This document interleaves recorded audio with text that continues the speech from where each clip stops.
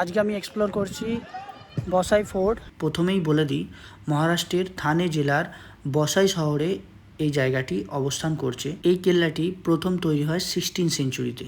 ভিডিওটি অবশ্যই পুরোটা দেখো, তবে বুঝতে পারবে এই কেল্লার ইতিহাস এবং কত রাজবংশের হাত ফেরি হয়ে এই কেল্লাটি এখনও দাঁড়িয়ে আছে। বসাই কেল্লার সবথেকে ইজি রুট হচ্ছে ট্রেনে এবং বাসে। বসাই রোড স্টেশনে নেবে, সেখান থেকে 112 এই নাম্বারে বাসটি ধরলেই সোজাসুজি নামিয়ে দেবে কেল্লার সামনে। সপ্তাহের 7 দিনই এই বাসটা চলে।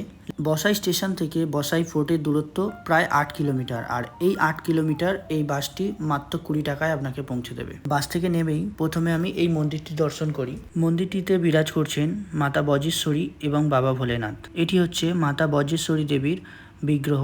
সকলে দর্শন করুন এবং আশীর্বাদ নিন। এইটি হচ্ছে বাবা ভোলেনাথের মন্দির। এখানে লিঙ্গরূপে বিরাজ করছেন বাবা মহাদেব। তো বলুন হর হর মহাদেব। সবাই প্রণাম করুন এবং আশীর্বাদ নিন বাবা ভোলানাথের। এই কেল্লার ইতিহাস 7-8 মিনিটের ভিডিওতে কভার করা পসিবল না, তাও যতটা সম্ভব আমি আপনাদের জানাবো। গ্রিক বণিক কসমো ইন্ডিকোপাস্টিয়াস 16 সেঞ্চুরিতে যখন এই জায়গাটি পরিদর্শন করছিলেন, সেই সময় এই জায়গাটি শাসন করছেন কর্ণাটকের চালুক্য রাজবংশ। পরে কঙ্কনের শিলোহার রাজবংশের দ্বারা এটি শাসিত হয়।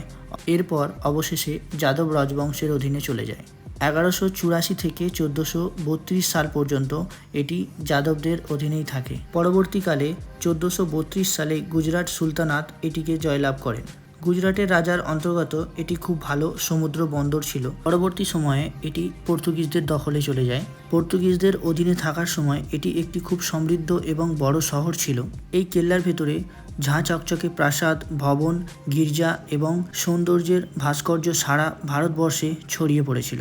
প্রকৃতির নিয়মে সময়ের খেলায় সেই জায়গাটি এখন একটি ধ্বংসাবশেষে পরিণত হয়েছে। এটা পর্তুগিজদের টাইমে চার্চ ছিল, যেটা খালি দেয়ালগুলোই বেঁচে আছে, ছাদ বলে কিছু নেই। তাও দেয়ালও ভগ্নপ্রায় অবস্থা। চার্চটা বেশ বড় এবং সমৃদ্ধ, দেখেই বোঝা যায়। বাঁদিকে চার্চ ফেলে রেখেই সামনের যে একটি গেট দেখা যাচ্ছে, এই গেটটি দিয়ে ভেতরে ঢুকলেই কেল্লার ভেতর প্রবেশ করা যায়। এই কেল্লায় প্রবেশ করার এই একটি মাত্র গেট আছে। এই গেটটি দিয়ে ভেতরে ঢোকা যাক। ভেতরে ঢুকে দেখা যাক এর ভেতরের দৃশ্যটি ঠিক কীরকম।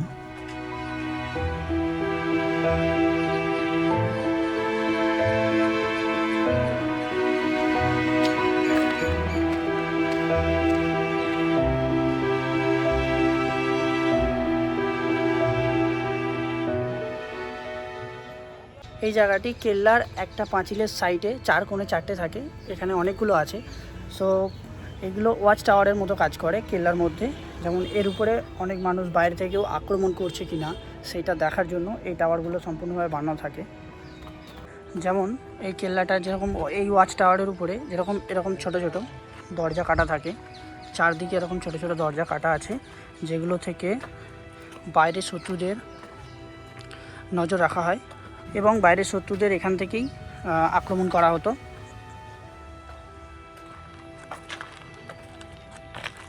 খুব পিসফুল এরিয়া। পাশে খালি একটা মন্দির আছে, সেই মন্দিরে পুজো চলছে এখন। খুব কম জনবসতি আছে এদিকটা, প্রায় সমুদ্রের ধারেই বলা চলে। একদম সমুদ্রের কাছাকাছি, এখান থেকে 1 মিনিট হাঁটলেই সমুদ্র। তো এটা একটি সিঁড়ি দিয়ে প্রায় 1 তলার মতো উঠে এলাম। সমস্তটাই ধ্বংসাবশেষ। তো এসব জায়গা ঘুরতে আমার খুব ভালো লাগে, এই জন্যই আমি ঐতিহাসিক জায়গা খুব পছন্দ করি। আমার ভিডিওগুলো দেখলে বুঝতে পারবে, বেশিরভাগ ঐতিহাসিক জায়গা এবং মন্দির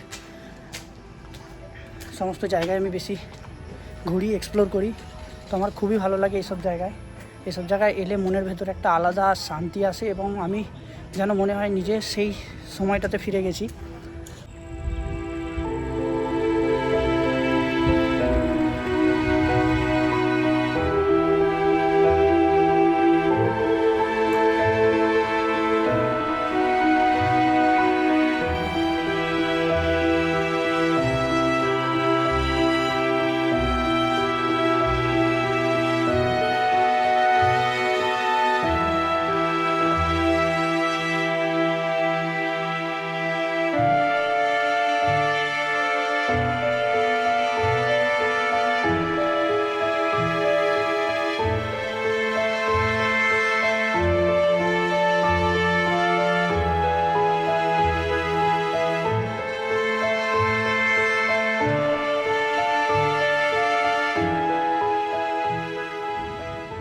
ভিডিও করছিলাম, ভিডিও করতে করতে গাছে দুটো হর্নবিল পাখি দেখতে পেলাম। তো আমার ফোনের ক্যামেরা এতটা জুম নেই যদিও, তবু পাখিটা মনে হচ্ছে দেখা যাচ্ছে।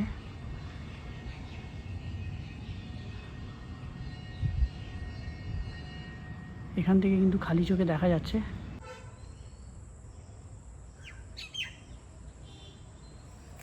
জায়গাটি এত ভালো লাগছে, এখান থেকে যেতে ইচ্ছা করছে না। যত সন্ধে বাড়ছে এখানকার নির্ঝুমতা তত বাড়ছে। ঝিঁঝির ডাক, শালকি পাখির ডাক, টিয়া পাখির ডাক, আরও অনেক নানান পাখির আওয়াজ এখানে শুনতে পাচ্ছি। দারুণ লাগছে। লোকজন রবিবারে তবু একটু ভিড় থাকে, আর এখন তো পুরোপুরি খালি হয়ে গেছে। জঙ্গলের ভেতর দিয়ে ঘুরছি একা, জানি না সাপ খোপ কোথা থেকে কি বেরিয়ে আসবে, কিন্তু এটাই মজা। অসাধারণ অসাধারণ লাগছে, অসাধারণ। যারা যারা এরকম ঐতিহাসিক জায়গা ঘুরতে পছন্দ করো তারা অবশ্যই কমেন্ট করো। আর এরকম ঐতিহাসিক জায়গা বাংলার বুকে অনেক আছে। আমি যেহেতু মুম্বাইয়ে থাকি, সেই হিসাবে বাংলাটা খুব ভালোভাবে এক্সপ্লোর করতে পারিনি। যদি সময় পাই অবশ্যই এক্সপ্লোর করব, এবং এরকম ঐতিহাসিক জায়গায় তো অবশ্যই যাব। আমার মতো যারা ঐতিহাসিক জায়গা পছন্দ করে সেসব দু একজন মানুষ এখনও গাড়ি নিয়ে আসছে, গাড়ি দাঁড় করিয়ে এখানটা ঘুরছে, ফটো তুলছে।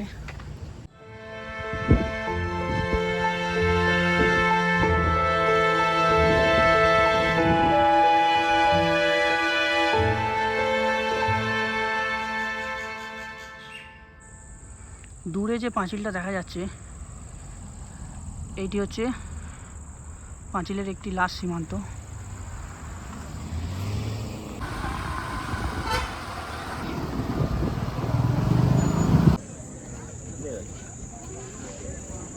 এটা হচ্ছে রাও জেটি বসায়। ভেবেছিলাম এখান থেকে ভাইন্দার লঞ্চে করে দেবো, তো 7:30 বেজে গেছে, লাস্ট হয়ে গেছে, আর যাবে না।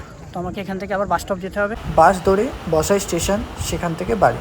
আজকের সফর এখানেই শেষ করছি। ভিডিওটি যদি আপনাদের ভালো লেগে থাকে তাহলে অবশ্যই কমেন্ট করবেন, লাইক করবেন এবং সাবস্ক্রাইব বাটনটা অবশ্যই দাবিয়ে দেবেন।